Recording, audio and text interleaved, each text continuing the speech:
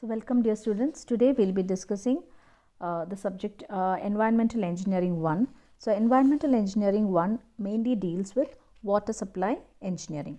So in this module we will be starting with the first module. So the contents that are included in the first module are introduction of environment, sources of water supply, water demand, quantification of water demand through population forecasting, factors affecting consumption and fluctuations in demand. So the main objectives of this course or studying this subject is to study the significance of water resources and the factors affecting the quality and quantity of water, and to study the various types of treatment techniques adopted for a public water supply system. And once you finish studying this course, these are the possible outcomes. You become aware of the various pollutants affecting water quality, and you will be able to know about the different treatment units available in a water treatment plant and their design procedures.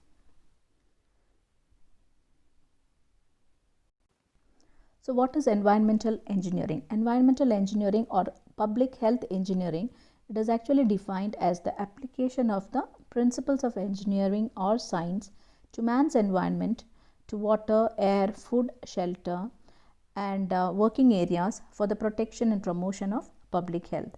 Or in other words, it is the application of science or engineering principles to improve the natural environment. So we know the natural environment means it includes air, water, land and other resources. So in order to provide a healthy water, air and land for human habitation and for other organisms, and also to remediate the pollution sites. So we know that there are many, or most importantly, there are 5 essential elements in the environment which is very much needed for the existence of human and other life. So it includes air, water, food, shelter, etc. So out of this, water is considered to be the most highly rated one. So water is actually a vital natural resource which forms the basis of all life, including plants and other organisms. And it is one of a marvelous gift, and we know that there is no life without water. And also it is estimated that 2/3 of the human body is constituted of water, and it is also required for satisfactory performance of various physiological organisms and as a carrier of nourishing food and for the removal of products of waste.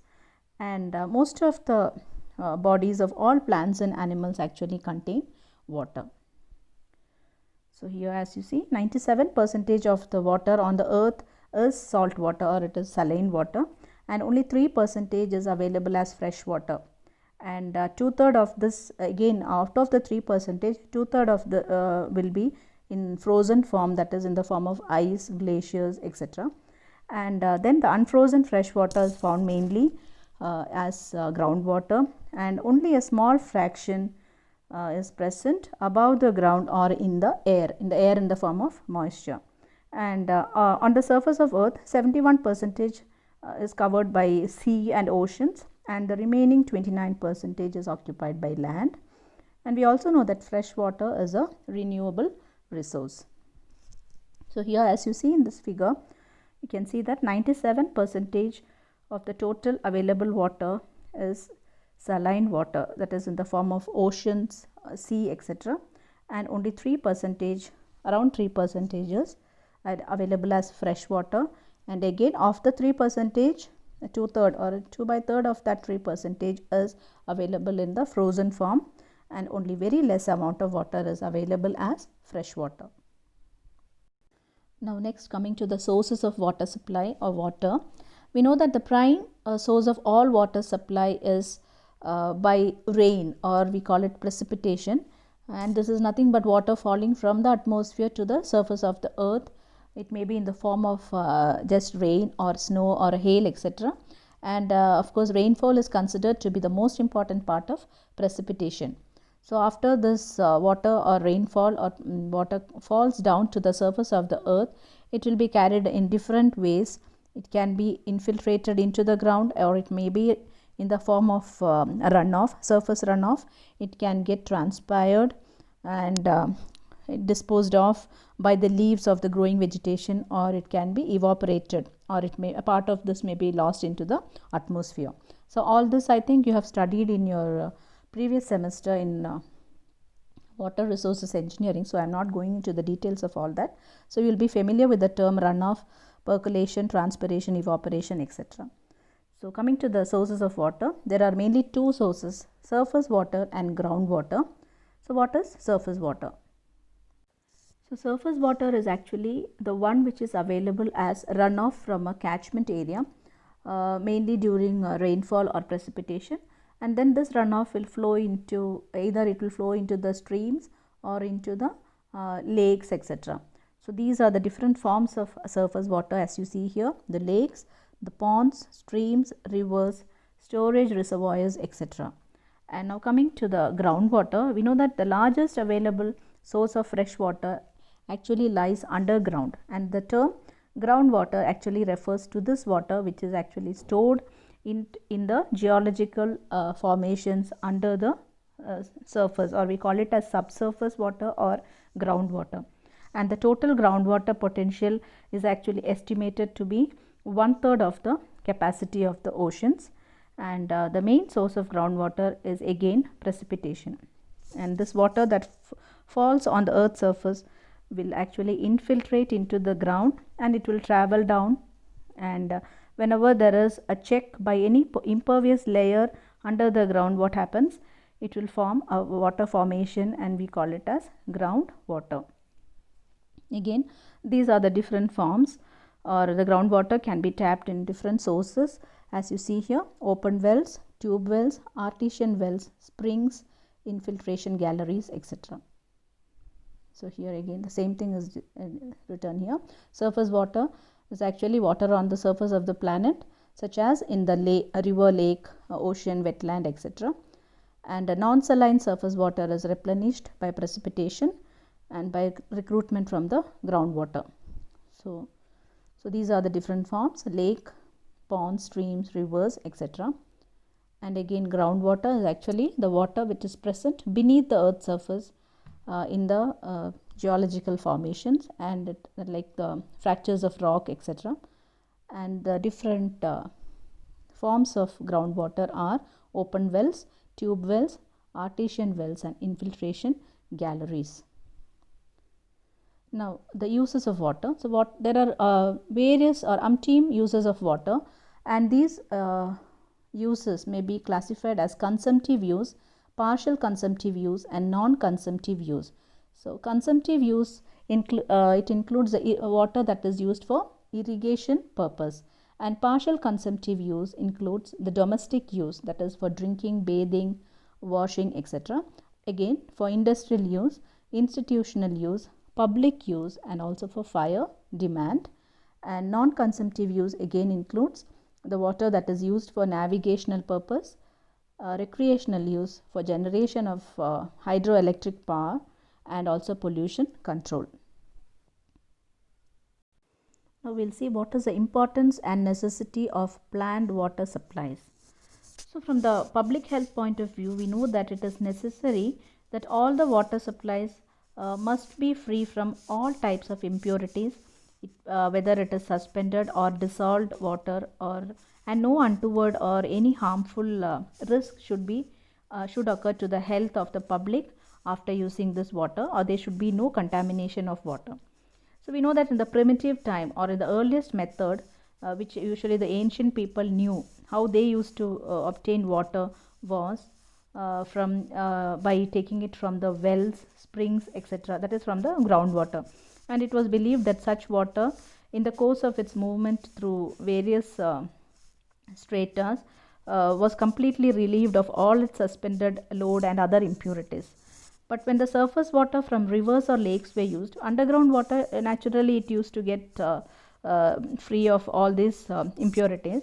But when the surface water, like we say in river, lake, etc., was used, the method employed by the earlier people was to allow this water to remain undisturbed, or it was, or you say that word quiescent, it was left undisturbed for quite some time until all the suspended particles will settle down, and then they used to use the water. But later, with more advancements in technology and also with the increase in population, it became inevitable, or it was a need to provide constant and reliable water supply for a designed population. So, the main objective of a water supply system or a public water supply scheme is to supply safe and wholesome water to the consumers, and also to supply water in adequate quantity and to make water easily available to the consumers, so as to encourage personal and also household cleanliness. And it also ensures safety against fire by providing sufficient quantity of water to extinguish. So, in the event of fire or anything, we have to have a good planned water supply system so that it can be used for extinguishing the fire. And it also attracts the industries by helping in industrialization and modernization of the society. Then it helps in promoting wealth and welfare of the entire humanity as a whole. So, these are some points why or what is the necessity of a planned water supply system. Now, we will just discuss a few terms related to water. They are pure water, potable water, wholesome water and palatable water. So, what is pure water? So, water which contains only 2 parts of hydrogen and 1 part of oxygen, that is H2O, we call it as pure water. There are no other elements in it, we call it as pure water. So, what is wholesome water? So, water which is fit to use for drinking, cooking, washing, etc., without any potential danger to human health. So, such water we call it as wholesome water. And wholesome water neither contains any chemicals or impurities in excess which may harm the human body, and that is, it is chemically pure, and a water which is safe due to absence of harmful bacteria, and it may or may not be wholesome, but wholesome water will always be safe. So, wholesome water is actually water which neither contains any chemical impurities, and there will be it will not cause any harm to the human body, and it is always fit for consumption by the humans. We call it as wholesome water. Now, coming to next term, that is palatable water and potable water. So, what is palatable water? So, water which is tasteful for drinking and aesthetically pure. So, when you see this water, what happens is even aesthetically pure means in appearance it appears very clear and pure, and it is also tasteful. So, there is no taste, no odor. Such water we call it as palatable water. But sometimes palatable water, even though it appears to be aesthetically pure, it may not be fit for drinking. There may be no smell or anything, but still it might not be fit for drinking. Whereas potable water is a water which is suitable for public water supply, and it has a characteristics of both wholesome and palatable water. So, what should be clear that potable water is always water which is safe to drink, whereas palatable water actually it appears to be very pure and clean, and there will be no taste or odor, but still at times it may not be fit for drinking. So, potable water may have odor, but still it might be fit for drinking. So, this is the difference between palatable and potable water. So, I hope it is clear. So, next class we will discuss the next topic. Thank you.